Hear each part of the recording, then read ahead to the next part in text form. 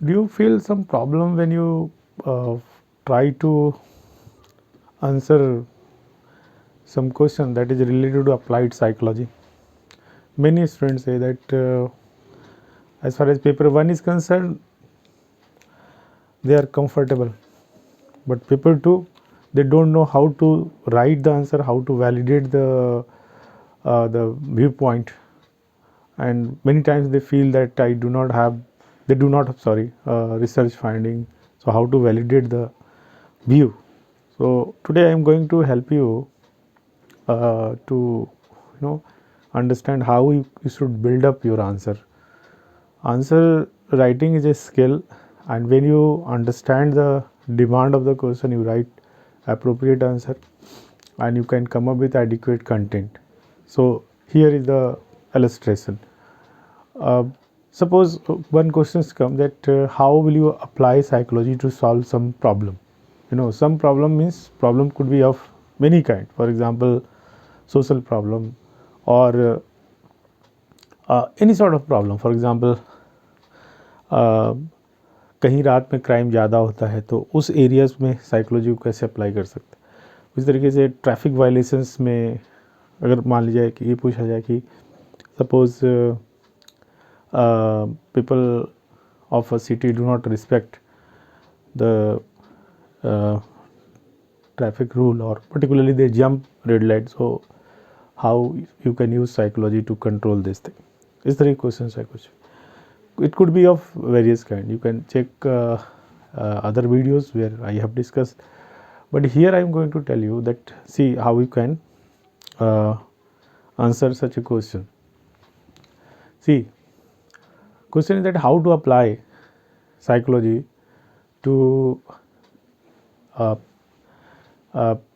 make people respect traffic rule, particularly they should not jump the traffic light. तो एक common तरीका ये होता है कि behavioural principles.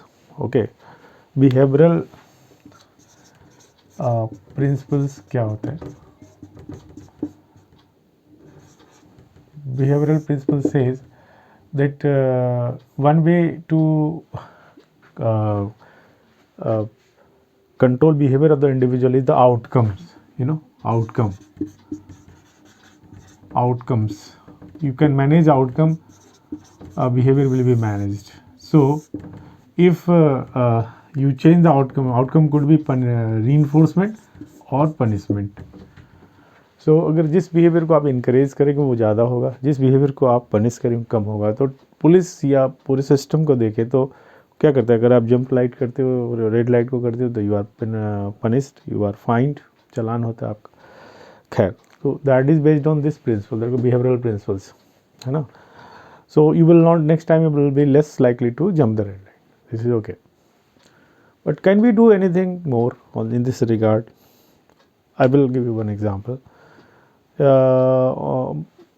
On the road of Delhi, one NGO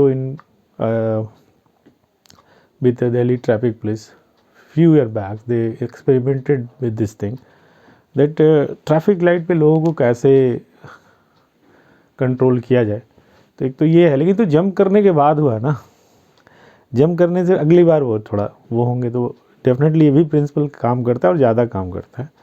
लेकिन अगर हम और दूसरे अप्रोच से ले तो क्या होता है, तो एक होता है कि that can we give some kind of message so that they could feel relax, और वो रुक जाएं थोड़ा सा. तो एक तरीका है कि अगर आप उनको कोई इस तरीके का मैसेज दिया जाए उस समय, जैसे रिलैक्स, इस तरीके का डिस्प्ले हो वहाँ पे, तो that will give some soothing message to the mind, and mind will react accordingly. तो अगर आप दिल्ली में कभी आए होंगे बहुत साल, जैसे 10 साल 15 साल पहले, तो आपने नोटिस किया होगा कि रेड लाइट पे एक रिलैक्स का जो रेड लाइट होता था उसके ऊपर रिलैक्स का स्टिकर होता था. तो वो एक्सपेरिमेंट किया गया, तो उससे कुछ चेंजेस आए. लेकिन बाद में साइकोलॉजिकल जो एनालिसिस हुई उसमें एक थ्योरी बताया कि जैसे हम प्रेडिक्टेबल चीज़ों पे कम स्ट्रेसफुल फील करते हैं. जैसे कोई स्ट्रेसफुल एक प्रेडिक्टेबल टाइम तक ही है, टाइम बॉन्ड है, मतलब 10 सेकेंड तक ही रहेगा, वो फिर ख़त्म हो जाएगा. तो उस हालत में जो है कंट्रोल फील होता है ना, you have a sense of control कि हाँ 10 सेकंड टाइम कंट्रोल है, टाइम बाउंड है केवल बस। तो ऐसे स्ट्रेसर जो है कम स्ट्रेसफुल फील होते हैं, है ना, और उस हालत में हम मोटिवेटेड नहीं होते, क्योंकि ट्रैफिक लाइट पे जंप क्यों करते, कि आपको जल्दी होती है, आपको फ्रस्ट्रेशन होता है कि मुझे रुकना पड़ रहा है। तो टाइमर अगर लगा दिया जाए रेड लाइट पे, जिस पे ये बताया जाए कि नाउ 30, 29, 28, इस तरीके से टाइमर काउंटडाउन शुरू हो, तो क्या इससे ट्रैफिक रूल को फॉलो करने, यानी कि रेड लाइट जंप करने वाले को कंट्रोल करने में हेल्प मिलेगी? पायलट स्टडी हुआ और ट्रैफिक पुलिस का डेटा ही बताया कि हाँ बहुत हद तक रुक जाते हैं लोग। जैसे अगर आप जैसे ही तेज़ी से चलते हुए आ रहे हो, येलो फिर रेड हुआ और उसके बाद 30, 29, 28, तो आप सोचते हो अच्छा 1 मिनट बस 28 सेकंड के बाद तो ही ख़त्म होना है। अब दूसरा केस ऐसा है जहाँ पे आप कोई टाइमर नहीं है, आप अननोन सा है, आपको क्या पता कि 1 मिनट बाद खुलेगा, 2 मिनट बाद खुलेगा या 10 सेकंड बाद खुलेगा। तो साइकोलॉजी के जो अपने बेसिक प्रिंसिपल्स हैं वो कहते हैं कि some stressor that is time bound, एक समय तक के लिए जो होता है वो कम स्ट्रेसफुल होता है, लेकिन जो अनसर्टेन है और जिन पे हमारा कुछ पता नहीं कि कब ख़त्म होने वाला है वो ज़्यादा स्ट्रेसफुल फील होता है। And in that case we feel more frustrated and then rate of compliances is less. So बाद में देखिए आप दिल्ली जितने भी ट्रैफिक लाइट है उस पर धीरे धीरे सभी में टाइमर लगाने की कोशिश की गई है ना। तो ये था बिहेवियरल प्रिंसिपल का यूज़ एप्लीकेशन पे। अब ऐसे है कि बिहेवियरल साइंस एक ऐसा साइंस है जिसको आप केवल लैब में नहीं कर सकते, फील्ड स्टडीज़ के आधार पर ही होता है। और ऑफन जो कोलैबोरेटिव स्टडीज़ होता है, कई लोग उसमें जुड़ते हैं करने में। तो आपने देखा कि एक छोटा सा प्रिंसिपल आप जो जानते हैं, बिहेवियरल प्रिंसिपल तो ऑलरेडी जो ट्रेडिशनल है वो है ही है, लेकिन अगर हम इस तरीके की चीज़ें यूज़ करें तो हम बेटर ट्रैफिक मैनेजमेंट कर सकते हैं सिटी में। तो एक इस तरीके के आंसर्स को आपको लिखना चाहिए कि एक आपको जो कोई ऐसा केस स्टडी है, एग्जाम्पल है, आप कुछ भी जो लिख सकते हो जिससे इकोलॉजिकल वैलिडेशन आपका व्यू का हो।